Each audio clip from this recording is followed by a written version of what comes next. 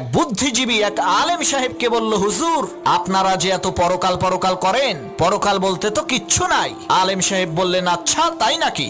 বুদ্ধিজীবী বলল, হ্যাঁ। তখন আলেম সাহেব বললেন, আচ্ছা আমি যদি এখন বলি আপনার ব্লাড ক্যান্সার হয়েছে, আপনি কি বিশ্বাস করবেন? তখন বুদ্ধিজীবী বলল, আমারে কি পাগলে কামড়াইছে নাকি এই ফালতু কথা বিশ্বাস করব? তখন আলেম সাহেব বললেন, যদি এই কথাটা কোনো বিশেষজ্ঞ ডাক্তার অত্যাধুনিক যন্ত্রের সাহায্যে চেক আপ করে আপনাকে বলে, তখন কি আপনি বিশ্বাস করবেন?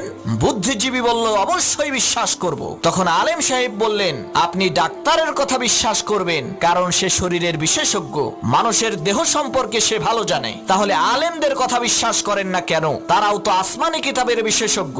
কোরআন হাদিসের মাধ্যমে তারা পরীক্ষা করে বলেন যে পরকাল আছে, মৃত্যুর পরে আর একটা জীবন আছে, জান্নাত আছে, জাহান্নাম আছে। তখন বুদ্ধিজীবী তার বুদ্ধি খাটাইয়া বলল, হুজুর আপনি ঠিকই বলছেন, আপনার কথা সত্য, পরকাল আছে।